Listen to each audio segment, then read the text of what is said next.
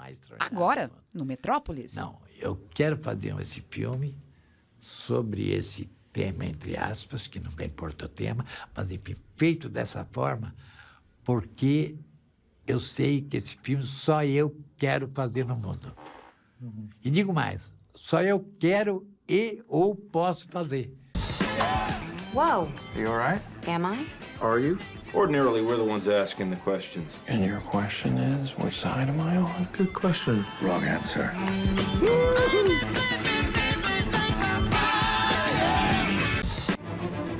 Para a transmissão, foram mais de 30 profissionais envolvidos e foram espalhados pelo teatro 48 microfones e 9 câmeras de alta definição. E aqui dentro desse caminhão a gente consegue cortar ou organizar essas câmeras da melhor forma possível.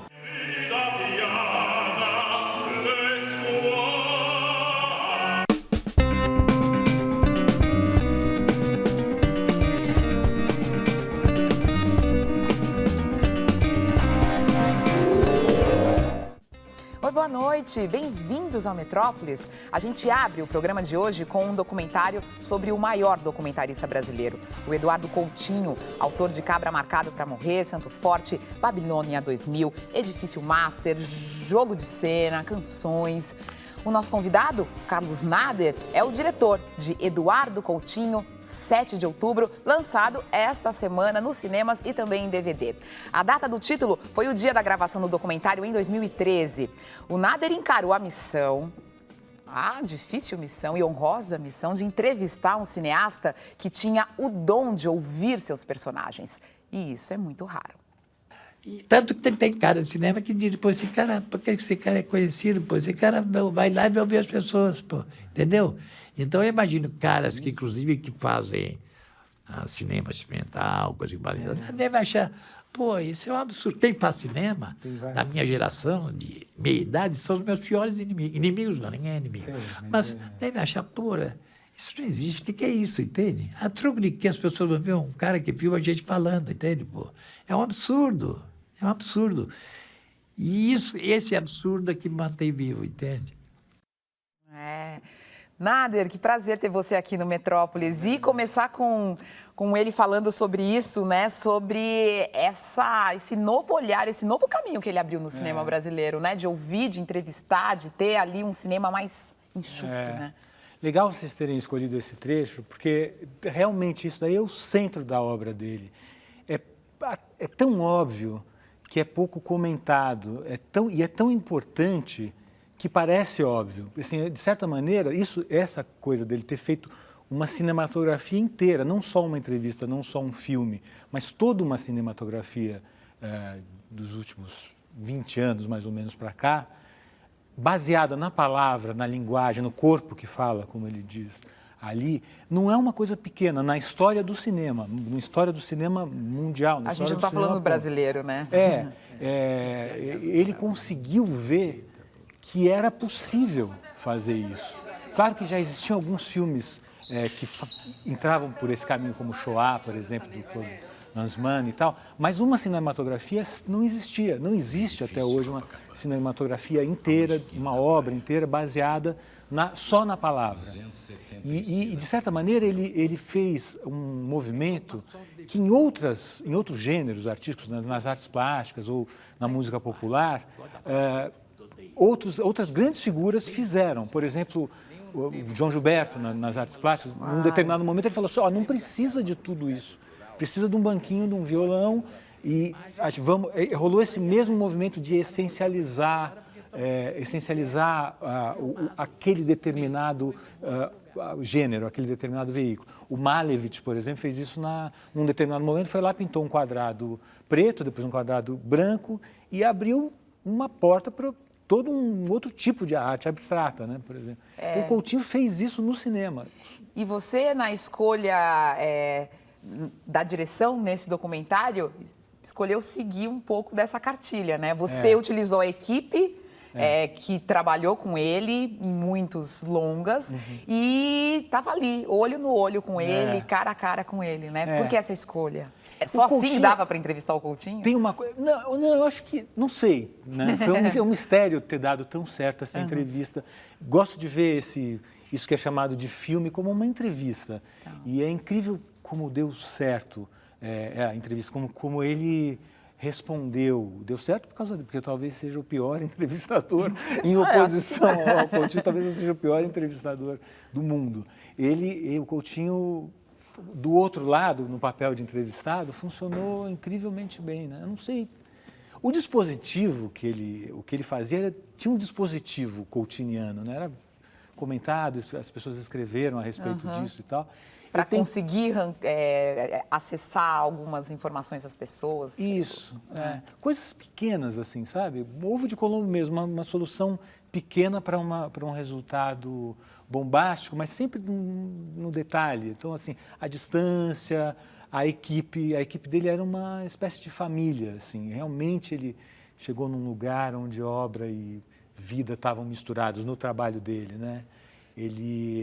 Então, tinha uma coisa de detalhe, assim, na relação com o entrevistado, na postura dele, no olhar dele, na atenção dele, na distância, na pergunta certa, não mais nem menos. No silêncio. No silêncio, sem dúvida. O Nader, e vocês pegaram o Coutinho num momento, assim, raro, porque as entrevistas que a gente vê, ele tá sempre um pouco mal-humorado, meio ranzinza. A gente tem até o início do documentário, que para mim, assim, é genial. A gente vai mostrar para vocês. Não vou falar, vamos mostrar. Eu vou fumar, senão vou embora, hein? Eu vou fumar, senão vou embora, hein? O que eu disser, eu estou se eu falar muito palavrão, quatro. Eu adoro, porque o cara 4, quem inventou essa expressão maravilhosa, né? Quem foi? Porque, sabe? Porque é 4, pô, o diabo é 4, sei lá. Mas por que é 4? O que é 4? É maravilhoso, De 4? porque... Não sei, eu não sei. Justamente é que eu fico porque tem 70 mil caras escrevendo sobre linguística, conversação, Agora, esse troço que faz parte do nosso cotidiano, não entra no troço, entende? Desculpa a nossa censura, Nader. No DVD, no filme, não tem esses Ficou até bom, né?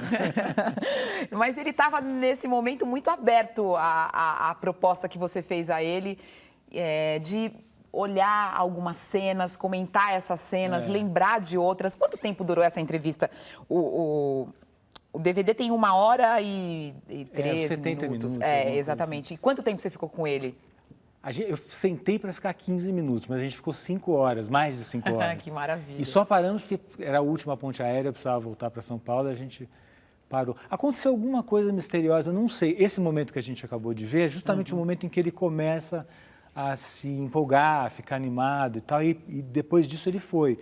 Mas quando ele chegou, ele estava muito doente. Naquele dia ele estava bastante doente, sabe? Um pouco antes da entrevista ele estava deitado em cima de uma mesa, assim, desanimado, assim, sem muita vontade de fazer. Mas aconteceu alguma coisa, ele gostou dessa inversão do jogo, não sei o que foi.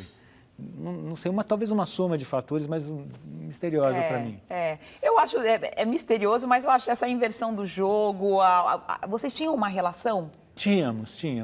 Menos assim, gostaria de ter convivido muito mais com ele do que eu convivi de fato.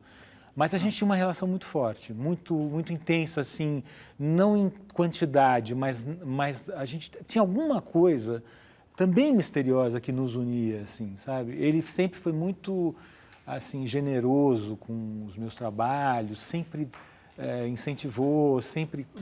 E ele não fazia isso... Quem conheceu ele sabe que ele não era. E a gente tinha alguma coisa que ligava a gente. Também, infelizmente, não deu muito tempo. Eu convivi pouco com ele. Gostaria de ter convivido mais tempo. Mas o trabalho, o legado dele faz a gente aprender bastante, né? O jeito que ele chega no entrevistado, o jeito que ele conduz eu acho genial. Ele falou muito sobre isso durante essa entrevista, né? Você editou e deixou pra gente um pouco dele falando sobre isso. A gente separou mais um trecho, vamos dar uma olhada. Tem uma coisa que a pessoa que eu vou falar, que ela sabe. Não importa se é verdadeiro, tanto que ela conta da vida ou tanto que ela pensa. Mas tem uma coisa que eu tenho que estar vazio para que ela possa me dizer: eu sou um assassino. Ela vai não dizer. Tem que dar a impressão que ela pode falar isso, entende? Eu fui lá para dar um tiro nele. Aí eu falei, vou entrar nesse carro não. Ele falou, vai. Do jeito que eu estava transtornada. E entrei no carro. E ele acelerou. Vou te deixar em casa e vou embora para casa que eu tenho compromisso. Eu falei, seu compromisso hoje vai ser no céu. Ele falou, por quê? Eu falei, porque você vai morrer. É só o Coutinho consegue essas coisas. E olha só, tá tudo aqui, viu, gente? Eduardo Coutinho, 7 de outubro, é pelo selo Sesc, mas você também pode ver nos cinemas. Estreou essa semana, tá passando nas salas Itaú, São Paulo... Sabe que eu não sei, mas são várias cidades. Olha só, São Paulo, Rio de Janeiro, Brasília, Curitiba... E você procure por aí, é isso aí. Quem gosta, vai achar. Muito obrigada pela sua presença, Nader. Obrigado, parabéns pela entrevista. Você não está falando documentário. Parabéns pela entrevista. Obrigado. Até mais. Obrigado, até. E depois do intervalo, a gente tem mais cinema. A Cunha Júnior traz as dicas para você ter um fim de semana incrível na tela grande. Michael Z. Wolfman. And Mickey Wolfman. Mickey Wolfman. Has vanished. So where would I find him? He's technically Jewish, but wants to be a Nazi. And a girl don't necessarily want to get into difficulties with those folks. You got a spare picture I could borrow? Well, maybe you're better off with the Nazis. Whoa. Are you all right? Am I?